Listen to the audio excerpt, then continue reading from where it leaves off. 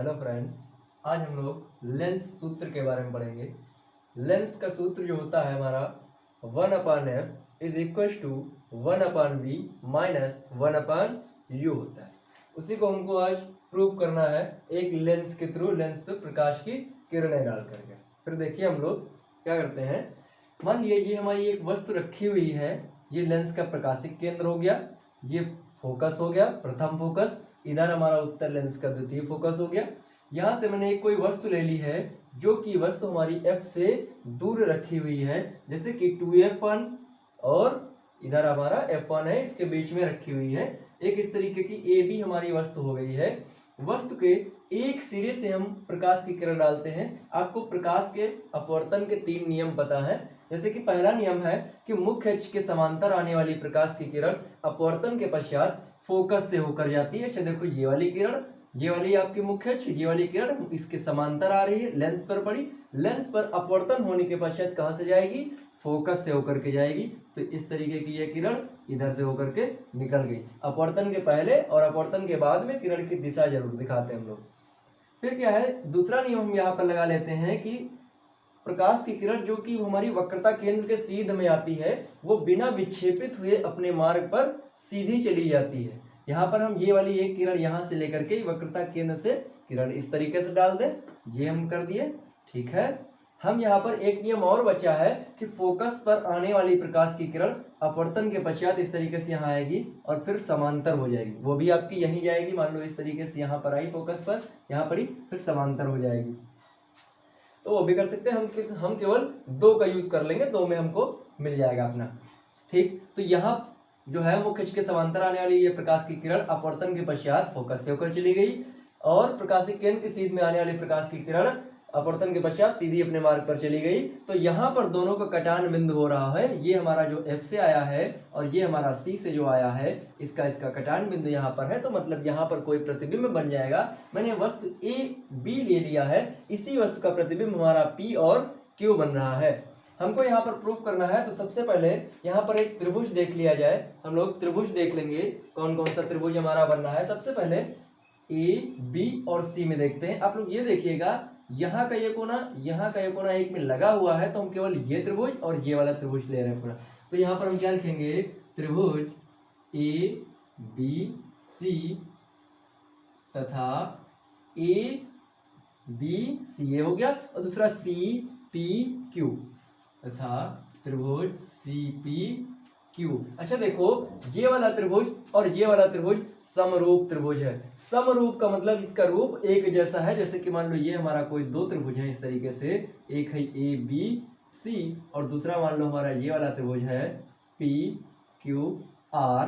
तो इनका जो समरूप होता है, तो समरूप ये है, तो इनको हम किस प्रकार से लिख सकते हैं? अगर हम यहाँ पर पहले इस वाली खड़ी भुजा को हम लिखेंगे ऊपर, तो इसको नीचे लिखेंगे। जैसे इस तरीके से अनुपात नियत रहता है। जो समरूप त्रिभुज होता है उनकी भुजाओं का अनुपात नियत रहता है। मतलब A/AB लिख देंगे, और अपॉन में इसमें हमने ये वाली लंब भुजा ली है, तो इसके भी यही वाली भुजा ले लेंगे, तो PQ हो जाएगा। यही बराबर अनुपात होगा। हम पहले वरीयता दे रहे हैं इस वाले त्रिभुज को, तो इसके बाद जो अगला वाला लिखेंगे उसमें भी हम इसी त्रिभुज को वरीयता देंगे।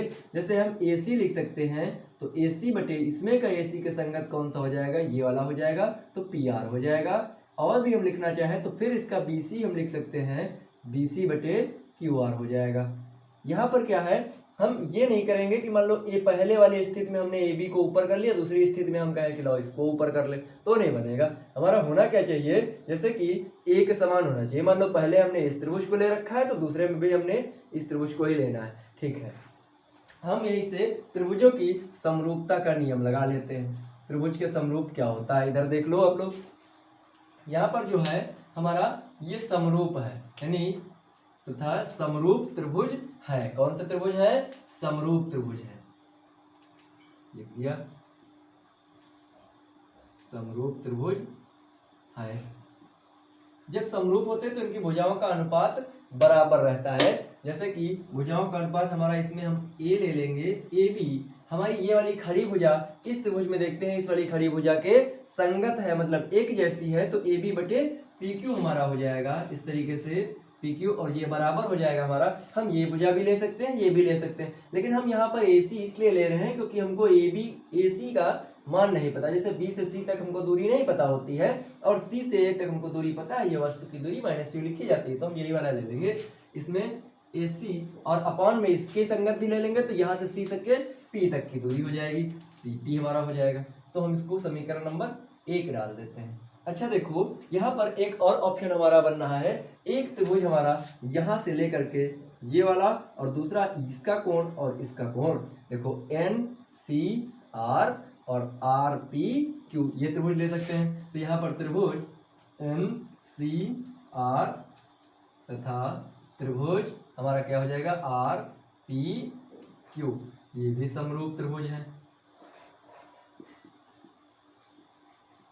ठीक, ये हमारा समरूप त्रिभुज हो गया। इनमें क्या करते हैं, बिल्कुल उसी तरीके से C से लेकर के N वाली दूरी जो है वह इसके संगत है P से लेकर के Q तक। तो CN जो है हमारा कितना हो जाएगा, PQ बटे में हो जाएगा। और यहाँ पर ये देख लेते हैं C से R तक की दूरी, C से R तक की दूरी, और इसी के संगत हमारा क्या है, R से P तक की दूरी, तो RP हो गया। अच्छा ये देख लो, यहाँ का जो CN है वो ये वाला और ये वाला बराबर है हमारा, कितना है, बराबर, मतलब ये जो C से N तक, क्योंकि ये समांतर की लड़ाई, तो हम CN की जगह पर AB लिख सकते हैं। यहाँ पर क्या लिख लेंगे, CN बराबर AB, तो इसमें हम रख दें AB बटे PQ और बराबर CR बटे RC हो जाएगा हमारा। ये समीकरण नंबर 2 हो गई।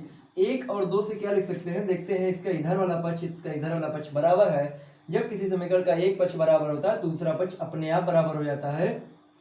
1 और 2 से हम क्या कर सकते हैं, इधर इधर का बराबर कर लें। जैसे हमारा AC बटे CP और बराबर CR बटे RC हो जाएगा। ये हमारी 3 नंबर समीकरण आ गई। अच्छा अब देखो, एक चीज यहाँ पर देख लेते हैं कि जो AC है, इस चित्र में हम AC ढूंढेंगे। AC जो है ये हमको पता है, मतलब U है, इसका मतलब हम इससे कुछ नहीं बोलेंगे, ऐसा रखा रहने देंगे। यहाँ पर CP देख लेते हैं, C से P तक की दूरी, C से P तक की दूरी ये भी हमको पता है, ये हमारे प्रतिबिंब की दूरी होती है, V कहा जाता है इसको, तो इससे भी हम कुछ नहीं बोलेंगे, वैसे रखा रहेगा। C से R तक की दूरी, C से R तक की दूरी ये F2 है, इसका मतलब ये हमको पता है, फोकस दूरी होता है, इससे भी कुछ नहीं करना। R से C तक की दूरी, R से कहाँ गया हमारा, हाँ कुछ गड़बड़ हो गया हमारा, CR हो गया है। R से P तक की दूरी लिखी जाएगी यहाँ पर, सॉरी, R से P तक की दूरी हो जाएगी यहाँ पर। ठीक, ये जो हमारा RP है, R से P तक की दूरी, इसको हम क्या लिख सकते हैं, नहीं पता है तो अच्छा बताओ, ये पूरी दूरी में से यानी C से P तक की दूरी और इसी में से अगर हम इतनी दूरी घटा दें तो हमको ये मिल जाएगी। जैसे कि मान लो इस तरीके से कुछ दिया है C और P, ये पूरी दूरी मान लो हमको पता है ये कितनी है, 20 सेंटीमीटर है मान लिया हमने, और यहाँ पर कोई बिंदु एक हमारा R है और ये भी हमको पता है ये 15 सेंटीमीटर है। तो जाहिर सी बात है जब ये इतनी 15 है तो ये 5 रही होगी। कैसे पता लगा लिया, 20 में से 15 घटा दिया, मतलब पूरी दूरी में से इतनी दूरी घटा दिया। तो यहाँ पर हम क्या कर सकते हैं, इसमें RP हमारा जो हो जाएगा, RP बराबर हो जाएगा क्या हमारा, CP माइनस CR हो जाएगा। तो यहाँ पर RP की जगह हम CP माइनस CR लिख सकते हैं। तो AC बटे CP बराबर CR, CP माइनस CR। अब हमको सारी चीज पता होगी, सबकी वैल्यू यहाँ पर रख लें, सबकी वैल्यू यहाँ पर रखना।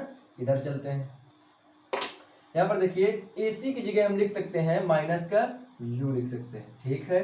CP की जगह हम लिख सकते हैं C से P तक की दूरी हमारा क्या है, V हो गया, V लिख सकते हैं, बराबर CR की जगह C से R तक की दूरी को हम F लिख सकते हैं। और यहाँ पर हमारा क्या है, CP माइनस CR, तो C से P तक की दूरी हमारा क्या है, V है, C से R तक की दूरी हमारा F है। इसको लिख लिया, कैंची की गुणा कर लिया जाए यहाँ पर, तो माइनस U और V माइनस UV हो जाएगा, फिर माइनस माइनस प्लस हो जाएगा, UF हो जाएगा और बराबर में FV हो जाएगा।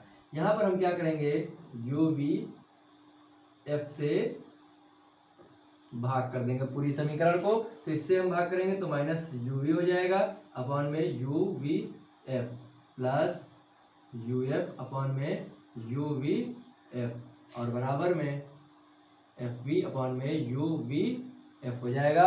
यहाँ पर हम क्या करेंगे, इसमें देखो, इसमें का U V और U कट जाएगा इस तरीके से, इसमें का F और U कट जाएगा और यहाँ का क्या कट जाएगा, FV एफ वी कट जाएगा। तो देखो हमारा क्या बचेगा यहाँ पर, यहाँ देखो हमारा क्या बचेगा, केवल माइनस का 1 बचेगा और नीचे एफ ही बचेगा, प्लस ऊपर 1 बचेगा, यहाँ 1 बच जाएगा पूरे में, और नीचे v बचेगा बराबर यहाँ पर 1/u बचेगा। अब फिर से हम इधर चलते हैं, यहाँ देखिए -1/f है, इसको हम उधर भेज देते हैं तो ये क्या हो जाएगा, ये यहीं रहा 1/v और ये इधर आ जाएगा -1/u बराबर 1/f। इसी को फिर से सही से लिख लें, 1/f बराबर 1/v माइनस 1/u। यही हमारा क्या हो जाएगा, प्रूफ हो जाएगा लेंस का फॉर्मूला हमारा। ठीक है, आप लोग ये ध्यान रखेंगे कि जब न्यूमेरिकल्स लगाएंगे तो इसमें u, v और f की जो वैल्यूज होंगी वो हम चिन्ह सहित इसमें अप्लाई करेंगे। यहाँ पर हालांकि हम चिन्ह ले चुके हैं लेकिन फिर भी हम कैसे अप्लाई करेंगे, चिन्ह सहित इसमें अप्लाई करेंगे। ठीक है, हो गया आपका। इसमें आप लोग कमेंट भी कर सकते हो कि अगला टॉपिक आपको कौन सा चाहिए, तो मैं उसी पर वीडियो बनाऊंगा।